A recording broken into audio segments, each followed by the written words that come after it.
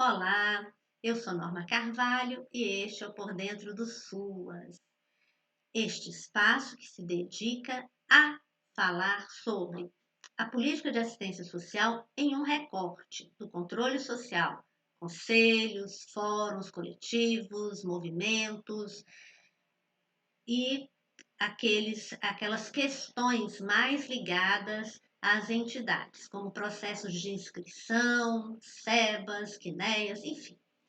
Esse é o foco desse nosso espaço. E, para iniciarmos a conversa de hoje, nós vamos estar falando sobre conselhos de assistência social, que surgiram com a, com a Constituição de 1988, que dizia que o poder emanava do povo e precisava ser representado pelo povo.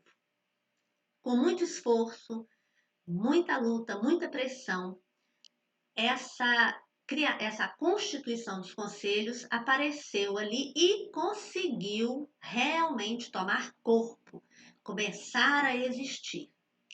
Os conselhos foram pensados para existir no âmbito municipal, no âmbito estadual e no âmbito nacional. Esses espaços devem ser constituídos da sociedade civil e do governo em número igual, para que legitimamente as propostas, resoluções, planos sejam discutidos por aqueles que representam os seus lugares, por aquele que representam os seus pares fora daquele espaço. E estão trazendo os desejos, as necessidades desses que eles representam. Então, a sociedade civil, que vai ser o nosso foco aqui, é composta, por 3 segmentos. O segmento de entidades, o segmento de trabalhadores e o segmento de usuários, que também devem ser organizados dentro do conselho em número igual, para que possamos garantir aí não só a paridade, mas também a proporcionalidade. Isso quer dizer o quê? Nós temos que ter o mesmo número de conselheiros da sociedade civil e do governo e, dentro do segmento da sociedade civil, nós temos que ter o mesmo número entre os 3 segmentos, para que este grupo tenha legitimidade de representação nesse espaço. Esses 3 segmentos se organizam de formas diferentes. Vamos falar um pouquinho das entidades. As entidades, elas existem no país bem antes desse processo da assistência social e desenvolviam ações de benemerência, filantropia, assistencialismo.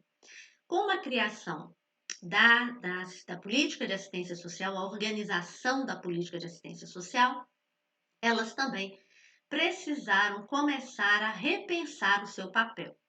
Muitas delas avançaram e conseguiram estar par e passo com essa política. Outras ainda estão aprendendo a caminhar dentro dessa nova visão.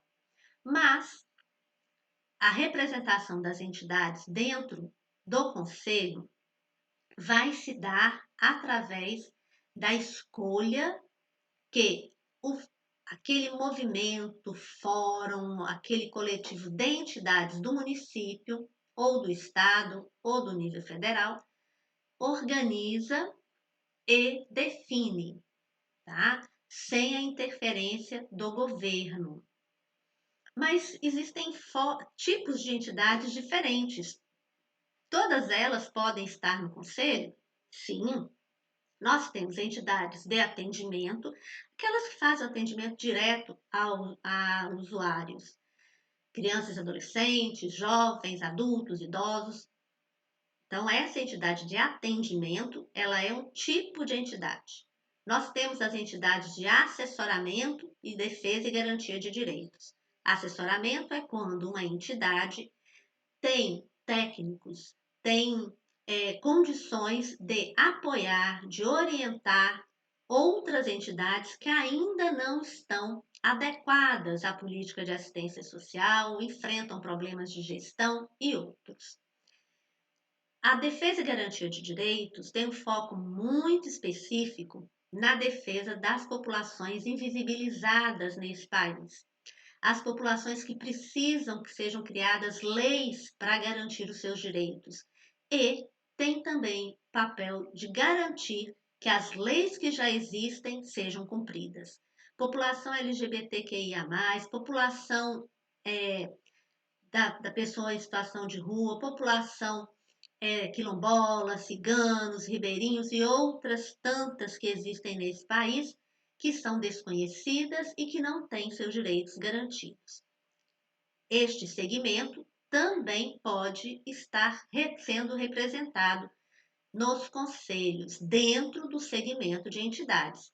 E nós temos as entidades de habilitação e reabilitação, aquelas que trabalham com pessoa com deficiência, mas não no âmbito da saúde, nem no âmbito da educação, sim no âmbito da assistência social, preparando essa pessoa para a sua inclusão na comunidade, para a sua inclusão na sociedade, garantindo seus direitos de participação. Então, nós temos esses 3 tipos de entidades e temos elas todas, né, têm o direito de estar nesse espaço. Mas como é que elas vão fazer isso? Se organizando lá no seu município, nos fóruns, reunindo, conversando, procurando capacitar as entidades. Então, esses grupos vão se fortalecendo e quando chega a período do processo da eleição do conselho, esse grupo faz um fórum específico para o processo eleitoral. Aqueles que desejam compor o conselho vão manifestar o seu desejo e os outros vão, por processo de votação, por escolha simples, por indicação, definir quais serão seus representantes, que serão então aquela voz deste grupo no conselho durante aquele período. Porque é muito importante que a gente lembre que a sociedade civil, quando assume esse papel dentro do conselho, dentro do controle social, não, a pessoa não fala por ela fala pelo grupo que ela representa. Ela precisa respeitar o seu papel e garantir que ela ali está representando a voz daqueles com os quais ela convive, com os quais ela se relaciona. Eles são a sua voz e ela vai apenas repetir, repercutir, informar o que este grupo pensa e precisa. Então, a legítima representatividade ainda é um grande desafio nos conselhos, mas precisa ser garantida, assim como a paridade, a proporcionalidade e outras tantas questões que os conselhos enfrentam, como as questões de estrutura, de composição de equipe técnica, e vamos por aí. Porque nós vivemos uma situação que no real, ainda não atende o que é o ideal. Mas, pensando no ideal, os conselhos devem ser compostos, então, por entidades que se reúnem em fóruns, que indicam seu representante, que vai falar por esse grupo de entidades do município, do estado e no âmbito nacional. Os trabalhadores são aqueles que estão atuando nos equipamentos públicos e também das entidades da sociedade civil, porque eles devem ser considerados trabalhadores porque estão dentro da política de assistência social. Como é que esses trabalhadores serão representados no conselho? Através dos seus conselhos de classe, através dos seus sindicatos, confederações, através dos movimentos que existem para representar aquela profissão que está indicada como aquela que trabalha, que é um trabalhador do SUAS. Nós temos resoluções que tratam especificamente dos profissionais que podem ser considerados trabalhadores do SUAS. Esses profissionais, então, através das suas formas de organização, vão apresentar no fórum próprio da sociedade civil, também os seus indicados, que dentro daquele grupo de trabalhadores será escolhido para ser a voz dos trabalhadores no espaço do conselho, em todos os níveis em que ele existe. E os usuários? Os usuários, eles são a peça fundamental do processo do controle social, porque eles conhecem a realidade, eles vivem a realidade, eles têm demandas muito importantes que precisam ser ouvidas, mas esses usuários também precisam ser organizados, e isso deve começar nos equipamentos públicos. Os técnicos precisam assessorar esses usuários para que eles se organizem, para que eles comecem a discutir e reunir todos aqueles usuários que estão se reunindo nos equipamentos públicos, nas entidades, para formar o Fórum Municipal de Assistência Social. E este Fórum Municipal, também no período eleitoral, irá se reunir junto com a sociedade civil para indicar o seu representante. Esse representante precisa conhecer um pouco mais sobre a política de assistência social. Mas como é que ele vai fazer isso? Com as reuniões, os encontros, as capacitações que os trabalhadores do SUAS precisam garantir para os usuários, para que eles cheguem no espaço do conselho e tenham condições de entender o que está sendo discutido e possam propor formas alternativas para garantir a resolução das suas demandas. Nós temos hoje essa realidade em todo o país? Não.